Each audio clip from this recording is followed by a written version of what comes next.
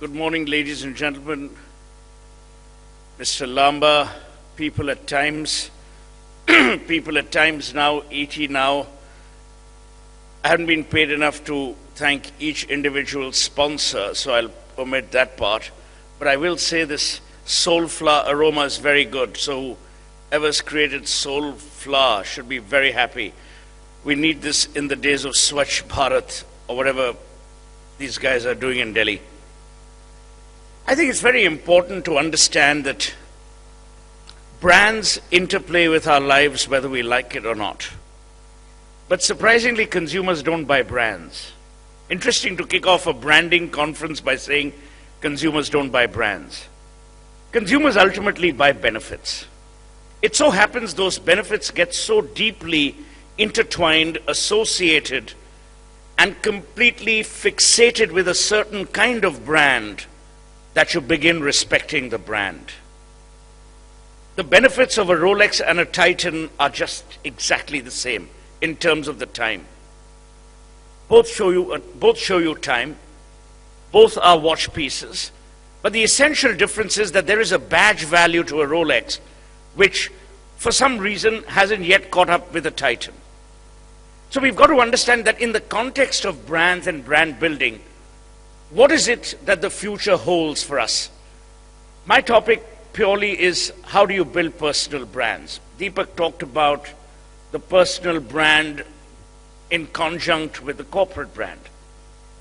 I think there's more riding on personal brands today than has ever ridden in the history of time. We in this country used to respect institutions. We in this country used to respect the value of the establishment. We used to respect the office of a particular establishment or a particular institution. The fact that today you don't talk about the BJP, but you talk about brand Modi, means we are individualizing brands, a process that had begun way back, say, just after independence with the eulogizing of a Mahatma Gandhi. Individual brands are what people relate to. Individualism in a brand, to my mind, is even more critical when that individual is not only inspiring consumers or his own employees, but more importantly, communities and the corporate world. Today, you look up at people like a Ratan Tata. Why? There is obviously the Tata Group.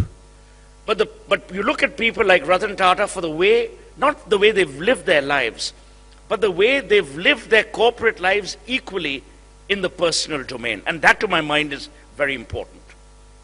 So the essential thing that you and I have to remember is we as human beings and personal brands are more important than the corporations we serve. And we are not selfish when we do that. Because companies don't buy employee numbers, they buy people. People are at the heart of everything that happens in this world, unless we discover the people on Jupiter, which we will obviously leave Rahul Gandhi to do. But having said that, it's people who drive aspiration. Deepak Lamba didn't quote, an unsung journalist from The Economist. He quoted Bezos and Kennedy. If you look at the history of the American presidential system, it's people who looked at people and then voted. Look at our own history. You will never get rid of, and someone was telling me this earlier, you will never get rid of the eulogizing, and rightly so, of a Nehru. So people brands, individual brands are very important. But what does individual branding need? Number one, it needs consistency. The problem with most of us is we are deeply inconsistent because we are immensely keen to be popular. Popularity doesn't lie in the wake of great individual brand building, because you can never be popular with everyone. And Churchill famously said, the only person you need to be popular with is your wife. In that area, I'm even more benefited because A, I don't have a wife, and B, the people I see with wives are in any case not popular with them. So it really doesn't matter. But it's very important for individual brands to have consistency at their heart. The second thing, to my mind, which is equally critical for an individual brand, and these are things that are going to help you guys in your careers if they're not already helping you. The second thing is clarity of purpose. Just like consumer brands, individual brands, to my mind, need to have clarity of purpose. We easily get swayed by the call of superiority. We easily get influenced by superiors. We easily want to please anyone who we think is important. But individual branding gets destroyed when you do that. You will never win every battle that you fight. So there's no point sacrificing every inch of ammunition only for that short-term gratification. It doesn't work. And I'm seeing more and more individual leaders across the world, across sectors, are people who have consistency and a very, very clear, purposeful vision. And that vision doesn't have to be rocket science, but it needs to be there. And I'm seeing more and more individuals who are brands in their own right are not following that, and they're getting easily swayed. What is the third thing that an individual brand must possess? An individual brand must possess tenacity. Like everything else in life, we are buffeted by strong winds. Either winds of change, winds of depression, winds of delusion, winds of denial, winds of deprivation. And what happens is we then want to take the shortcut. This country, under the last Prime Minister, in his second term, did just that. When individual brands begin to take shortcuts, two things happen. They lose the confidence of the people they serve, and more importantly, they lose their own self-esteem. There's a very interesting thing said by Salim Khan, who sadly now is known as Salman Khan's father, but is a great poet and lyricist in his own right. I'll say it in Hindi, and for the gents who are from nations other than ours, I'll translate it in English. In Hindi he says, and beautifully put, he's saying, आदमी पहाड़ियों की ऊंचाइयों से गिर के जमीन पे अपने आप को संभाल सकता है, पर अगर वही इंसान अपनी आंखों में गिर गया तो वो कभी नहीं संभलेगा. To translate, it means a man can fall from the highest peaks of a mountain and perhaps stabilize himself. But if he falls in his own self-esteem, he never will remain the same.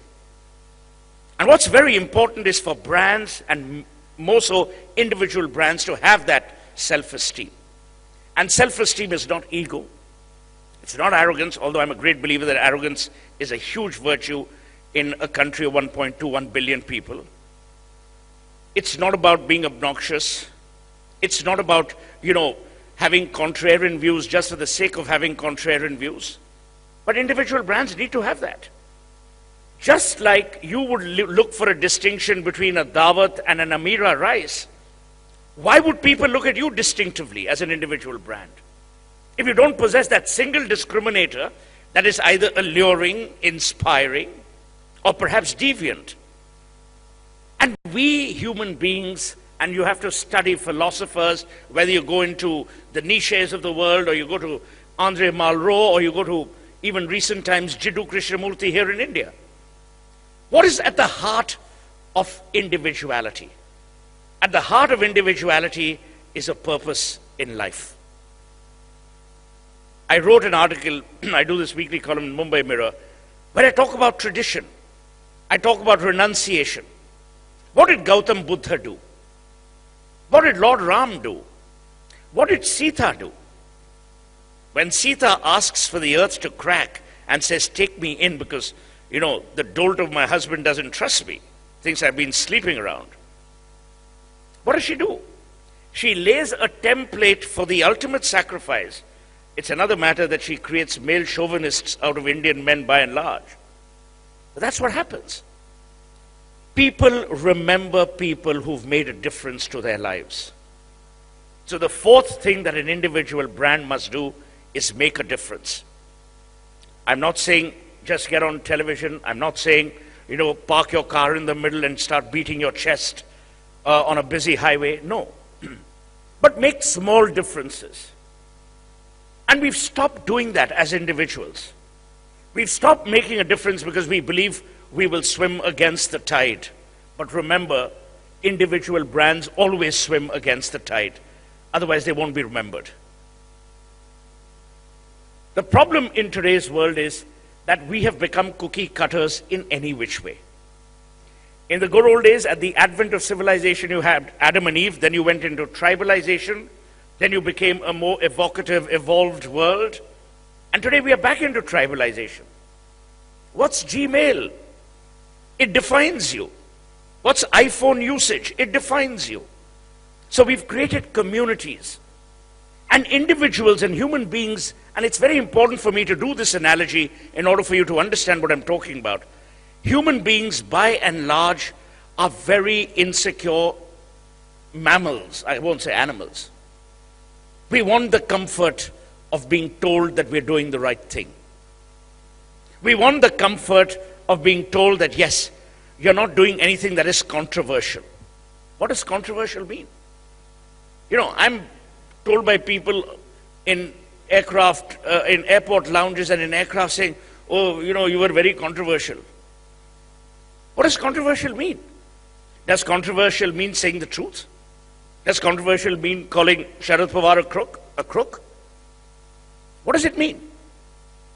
The fact is, individuals are always threatened by their own insecurities. They're also worried that what if I become unpopular because of what I've said? What if I get into trouble? What if? Individual brands don't live by the what if. They live by the but why. And that's important. Just like brands in the consumer space, individual brands don't live by the what if, but by the but why. But why shouldn't I say this? Why shouldn't I do this? Why shouldn't I retrain? Why shouldn't I evolve? Why shouldn't I be more empathetic? Why shouldn't compassion be my driving force?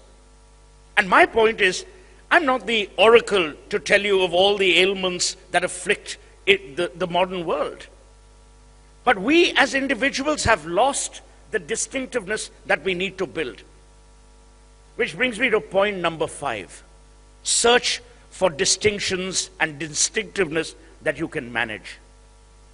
We often aspire for distinctiveness which isn't really our forte. So you'll have a very, very, dumb person trying to spout, let's say, Marx and Engels. Don't. Stay with what you're comfortable. But I can leave you with one thought. It has nothing to do with the Best Brand Summit.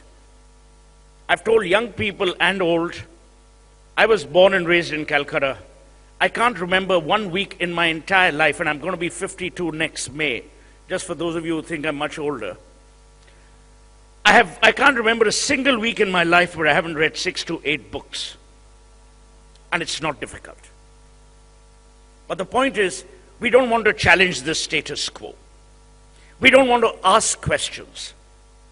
Especially in our country, we're a great country of conversation, but a very poor country for absorption.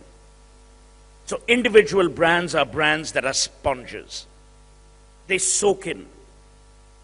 And we've stopped doing that. We've stopped doing that in our education system. We've stopped doing that as far as basic scholastic aptitude is concerned. We've stopped doing that as far as challenging the mores of the establishment. So how will you build an individual brand if you can't garner the confidence of your own purposefulness? If you can't garner the confidence of your own conviction? If you don't recognize the value of honesty and truth? People say forthrightness. That's what I call a cover product. It's like, selling bagpiper playing cards for bagpiper whiskey. But the reality is, the individual brand is the only brand in today's world that can drive stock markets crazy and that can also demolish stock markets. When Flipkart did a spin last week, you didn't get an email which was generic from Flipkart. You got it from the 2 founders. When you talk about Infosys, you talk about Narayan Murthy. When you talk about the house of Tata, you talk about Ratan Tata. When you talk about the Godrej's, it's more or less Adi. Even Sam Balsara, who now calls himself Chief Managing Director, is associated because of the kind of person he is. So how does it matter when people tell me, oh, individual brands are not important. They are the most important. When you're hired by a company, you're hired by an individual. When you thank someone individually. We have parents. We don't have, DNA numbers that have produced us. Point number 6, and this is a very crucial point. An individual brand must have longevity and relevance. Often we lose both. We lose longevity and we lose relevance. For the simple reason that we don't believe that we have to steer the course. We don't believe that we have to continuously upgrade, retrain, evolve. There's almost a point that individual brands come to where they believe they know it all. We will never be a fulfilled society. So how can we be fulfilled individuals? You will never stop learning. You will never stop understanding the mores of societal change that is afflicting the world today. Would we 3 years ago have imagined an ISIS? No. Would we have imagined Syria the way it's turned out? No. Would we have even imagined Ebola? And individuals and not companies are better soothsayers. Individuals and not companies are better predictors of what's going to happen. So sometimes it's very important for individual brands to actually crystal ball gaze. Because we are living in a society of human beings and not androids. We are living in a society which is seeing change. Isn't it strange that a country of our size, of our depiction, of our civilization, from 1947 till 1992 didn't ever discuss religion? And today religion, which is supposed to be private, has become public? Why? Why did religion get out of the temples and the mosques? Because there were individuals who used and abused religion. This morning I was shocked to see headlines today at 9 a.m. showing a program by Ravi Shankar. Not the sitarist, but the art of living gentleman. 9 a.m. Gita Gyan. Which, by the way, is a great thing, for all the bored men and women. But why would I at 9 a.m. on a day after Maharashtra and Haryana have gone to the polls be interested in Gita Gyan? But such is the reality. So, individuals have had the power to build and have had the power to destroy. It's individuals who've had the power to evolve and the power to regress. Which is why it is very important for individual brands to stay with longevity and to continue to be relevant. So how do individual brands remain relevant? To my mind, individual brands remain relevant because they do two things. One is they're on a constant learning curve, which is why it's called learning curve and not a learning full stop. Number two, individual brands recognize that they are interplaying with other realities. In some cases, corporations, in some cases, other individual brands. So it's very important, in order to be relevant, you've got to be relatable. How do we make ourselves relatable? We make ourselves relatable only because we understand the impact of what we think and what we do. Which is why the individual brand will always be more supreme than a corporate brand that you can either eat or consume or wear. Because the individual brand will always be one step ahead by adding the think quotient to whatever it does. In this case, whatever he or she does. So finally, I want to leave you with just a couple of thoughts, and then we can have, I've got about 5 more minutes, we can do a quick Q&A if the organizers permit. But if you examine everything and you pull back and you see where we are today, this will always be a world that will be driven by individuals. I don't see robos taking over in a hurry, except in some workshops in Japan. We will always be a world that will be riddled with passion, that will be determined by the flow of events that we create for ourselves. We will be healed by doctors who are individuals. We will be led by leaders who are individuals. We will be destroyed by leaders who are also individuals. We will always remember Hitler in poor light, as he should be. We will always remember Gandhi in great light, as he should be. We will always worry about the quality of leadership that was given to a country when the country needed it most, when we think of a Manmohan Singh. A lot of people will be worried about brand Modi. Individualism is the biggest threat to community cohesiveness. But then again, there's an India which is aspirational, which a Modi inspires, and rightly so. So, if the individual is going to be at the heart of evolution, if the individual is going to be at the heart of change, and if the individual is going to be the driver of tomorrow's world, how can we, in today's India or the world, neglect that individual? And what are we? Our names are given by parents, but what we become is what we become owing to three things: parental influence, peer pressure or the lack of it, and societal relevance. If we can master these three things, we will remain fortuitous brands. We may not become worthy of being the best individual brand honored by the Economic Times at the Hyatt Regency in Bombay, but we will sleep a good night's sleep. Brands ultimately, as I began by saying, are all about benefits. So when you leave this room this evening, think about just one thing. If someone was to buy or sell you, why would they? And it's not about your academic accomplishments alone. It's about how rounded off you are. It's about the purpose you're driven with. It's about the passion you possess. It's about the forthrightness which is at the pinnacle of your belief system. And above all, it's about the humanism that you endow the world with. And if you can do all of these things, you're as great an individual brand as Mohandas Karamchand Gandhi. Thank you so much.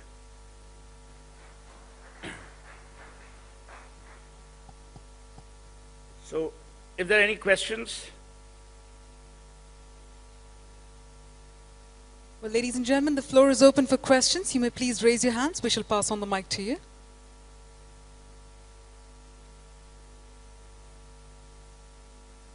First of all, thanks. This is Suhel Dasgupta. I work for Johnson & Johnson Medical as the managing director. I can't hear at all. This is Suhel Dasgupta. I work as a managing director for Johnson & Johnson Medical. First of all, thank you for a great presentation. I'm from Calcutta as well. Bangla bolte paro? Absolutely. I think we were in the same school, by the way. I'm sorry. But I won't talk about the age right now. So the question to you is, I do agree in certain circumstances in societies that prevail where an individual brand becomes very powerful. But there are instances where the consumer segment or the consumer mindset is such that the organization becomes much more powerful than the brand. And there are examples like you would be able to spell out who's the personal equity which the Apple owner or the Apple founder has versus a personal equity that a Google founder or a Johnson & Johnson founder or a 3M founder has. I think and I wouldn't disagree to your comments, but I think it's more towards looking at where the society and where the cult is. So in India, for example, I completely agree that where the personal brand sometimes takes much more precedence than the corporation brand. But in certain other countries or in societies, that's very different. Absolutely. And there's no denying. You know, it's not one size fits all. But when you mention Apple and you mention a Steve Jobs, whenever Tim Cook does a conference where he's unveiling a product, who's he most compared to? Steve Jobs. Imagine if you were Tim Cook and you were up on a stage in San Francisco presenting the iPhone 6. You know what you must be thinking? As he walks up and says, shit, again these guys are going to compare me to Steve Jobs. It's going to happen. But is he less of an individual brand? No. He'll reorientate himself. Look at the story, a very interesting story of Infosys. Narayan Murthy, brilliant. But the one edict he passed was that Infosys would always have, in the initial years, succession planning which revolved around the one fact that founders would run the company. And we saw two founders demolished it. Obviously, I can't name names. You know, I'm not that brave. So, what do?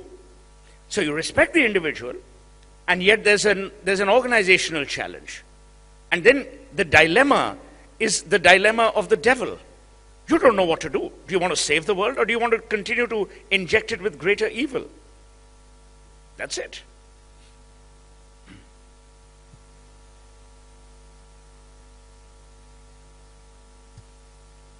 Any further questions? There's one there. We have a question right there. Suhel.